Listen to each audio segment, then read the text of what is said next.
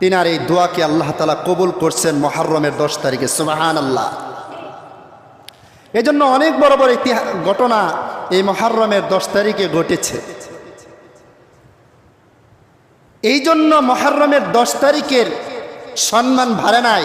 এই 10 তারিখে ঘটার কারণে যেই সমস্ত ঘটনা ঘটেছে ওই ঘটনাগুলোর সম্মান বাড়ছে। এজন্য মুহররমের 10 তারিখ আমরা সকলেই রোজা রাখব। সেটা হলো সামনে কালকে শনিবার রবিবার দিন। আমরা হয়তো একদিন আগে মিলিয়ে 2টা রোজা রাখবো মুহররমের 10 তারিখ অথবা 9 তারিখ সহ অথবা 11 তারিখ সহ 2টা রোজা রাখবো। কেন? নবী আরবি সাল্লাল্লাহু আলাইহি ওয়াসাল্লাম বলেন, আমি যদি সামনের বছর জীবিত থাকি তাহলে হে আমার উম্মতেরা তোমরা 2 আশুরার রোজা যদি কেউ রাখে পিছনের 1 বছরের গুনাহ আল্লাহ মাফ করে দিবেন। কোন গুনাহ? সগীরা গুনাহ। কবিরা গুনাহ আল্লাহ তাআলা তওবা ছাড়া মাফ করবেন না। এজন্য সগীরা গুনাহগুলো আল্লাহ তাআলা বলেন যে রোজা রাখলে আল্লাহ তাআলা মাফ করে দেয়। আশুরা রোজা যদি কেউ রাখে তাহলে পূর্বের 1 বছরের গুনাহ আল্লাহ তাআলা মাফ করে দিবেন। আবার যদি সামনে বছর রাখে এই যে বিগত বছর যাইতেছে এই বছরে গুনাহ আল্লাহ মাফ করে দিবে। তাহলে দেখা যায় মানুষের গুনাহই থাকে না। এজন্য তওবা করলে আল্লাহ তাআলা কবিরা গুনাহগুলো মাফ করে দেয়। এজন্য মুসলমান ভাইরা আমার, মুসা পয়গম্বর আলাইহিস সালাতু ওয়াস সালাম তিনার অনুসারীরা ইহুদিরা মুহররমের 10 তারিখে রোজা রেখেছে। এই ঘটনাটা ঘটেছিল মুহররমের 10 তারিখে, এই জন্য তারা রোজা রেখেছে।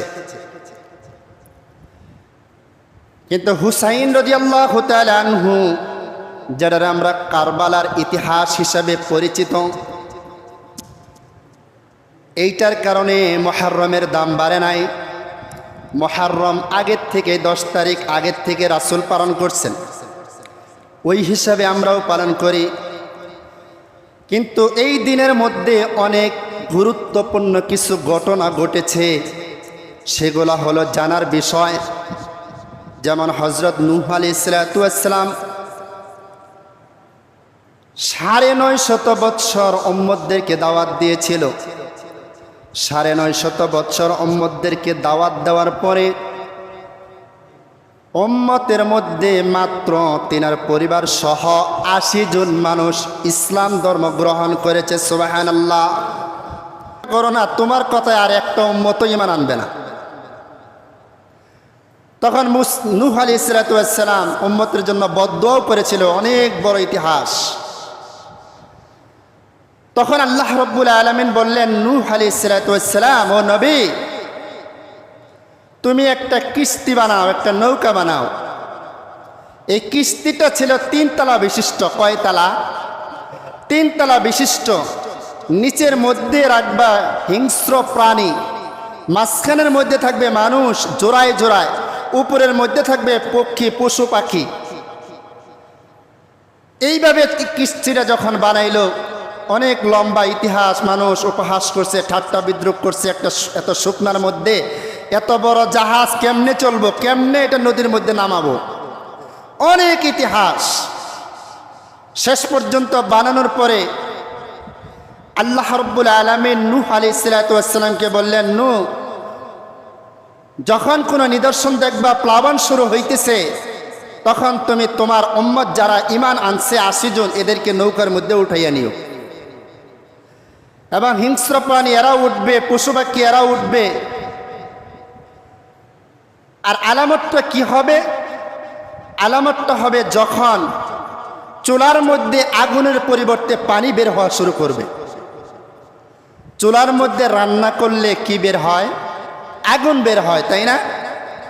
কিন্তু যখন দেখবা আগুনের পরিবর্তে পানি চুয়াইয়া চুয়াইয়া বের হইতেছে, তখন মনে করবা প্লাবন হইতে আর দেরি নাই, আলামত শুরু হয়ে গেছে। মুসলমান ভাইরা আমার, হযরত নূহ আলাইহিস সালাতু ওয়াস সালাম যখন দেখলেন চুলার থেকে চুয়াইয়া চুয়াইয়া পানি বের হইতেছে, তখন উম্মতদেরকে কিস্তির মধ্যে তুললেন, সব কিছু তোলার পরে যখন প্লাবন শুরু হয়ে গেল, পানি বাড়তে বাড়তে সব গাছপালা সব সমান হয়ে গেল। এইভাবে ওই কিস্তিটা নৌকাটা পানির মধ্যে ভাসতেছে, ভাসতে ভাসতে একদিন না 2 দিন না, 1 মাস না 2 মাস না 6 মাস পর্যন্ত পানির মধ্যে ভাসছে। শেষ পর্যন্ত গিয়ে ইরাকের কাছে জুদি পাহাড়ের মধ্যে অবতরণ করছে। 6 মাস পরে যখন জুদি পাহাড়ে অবতরণ করছে, ওই জুদি পাহাড়ে যেই দিন অবতরণ করছে ওই দিনটা ছিল মুহররমের 10 তারিখ। ওই দিনটা কি ছিল? মুহররমের 10 তারিখ। হযরত আদম আলাইহিস সালাম যখন শয়তানের চক্রে পড়ে নাফরমানি করে ফেলেছিল, তখন আল্লাহ তাআলার কাছে লজ্জিত হয়ে দোয়া করেছিল। দোয়া করার পরে নিজের মনে একটু বুঝ আসছে যে আমি তো অপরাধ করে ফেলেছি। আমি কি করে ফেলেছি? অপরাধ করে ফেলেছি, এখন কি করব? রব্বানা যালামনা আনফুসানা ওয়া ইল্লাম তাগফির লানা ওয়া তারহামনা লানাকুনান্না মিনাল খাসিরিন। এই দোয়া পড়লেন আদম আলাইহিস সালাম, আল্লাহ আমি আমার নফসের উপরে জুলুম করেছি, অত্যাচার করেছি, আমাকে বাঁচান। তখন আল্লাহ তাআলা তিনার এই দোয়াকে আল্লাহ তাআলা কবুল করছেন মুহররমের 10 তারিখে। সুবহানাল্লাহ। এজন্য অনেক বড় বড় ঘটনা এই মুহররমের 10 তারিখে ঘটেছে। সম্মান বাড়ে নাই, এই 10 তারিখে ঘটার কারণে যেই সমস্ত ঘটনা ঘটেছে ওই ঘটনাগুলো সম্মান বাড়ছে। এজন্য মুহররমের 10 তারিখ আমরা সকলেই রোজা রাখব। সেটা হলো সামনে কালকে শনিবার রবিবার দিন। আমরা হয়তো একদিন আগে মিলিয়ে 2টা রোজা রাখবো, মুহররমের 10 তারিখ অথবা 9 তারিখ সহ অথবা 11 তারিখ সহ 2টা রোজা রাখবো। কেন? নবী আরবি সাল্লাল্লাহু আলাইহি ওয়াসাল্লাম বলেন, আমি যদি সামনের বছর জীবিত থাকি তাহলে হে আমার উম্মতেরা তোমরা আমি মুহররমের রোজা সহ আরেকটা মিলিয়ে 2টা রোজা রাখবো। তাহলে এটার দ্বারা বোঝা যায় নবী আরবি সাল্লাল্লাহু আলাইহি ওয়াসাল্লাম বলছেন যে মুহররমের রোজা কয়টা? 2টা। এত গুরুত্বপূর্ণ রোজা। এই রোজাগুলো আগে ফরজ ছিল। রমজানের রোজা আসার আগে মুহররমের রোজা ফরজ ছিল। যখনই রমজানের রোজা আল্লাহ তাআলা ফরজ করলেন, এই মুহররমের যে রোজাটা ছিল এটা সুন্নত হয়ে গেল, মানসুখ হয়ে গেল। এজন্য আল্লাহ তাআলা যেহেতু আমাদের উপরে রমজানের রোজাকে ফরজ করে দিয়েছেন, সেহেতু আমরা সুন্নত যদিও থাকে তারপরে ফায়দা কম না বেশি? অনেক ফায়দা। একটা রোজা রাখলে 2টা রোজা যদি কেউ রাখে পিছনের 1 বছরে গুনাহ আল্লাহ মাফ করবেন। এজন্য আমরা সকলে যারা পারি, বিশেষ করে মা বোনদেরকে বলে দেব, আমাদের থেকে মা বোনটা বেশি বুজুর্গ। মা বোনরা এই নফল রোজাগুলা, নফল আমলগুলা বেশি করে। এজন্য মা বোনদেরকে বলে দিব যে মুহররমের 10 তারিখে রোজা একটা না, মুহররমের 10 তারিখে রোজা কয়টা? 2টা। এজন্য আল্লাহ রাব্বুল আলামিন আমাদের সকলকেই এই মুহররমের রোজাকে রাখার জন্য আল্লাহ তৌফিক দান করুন।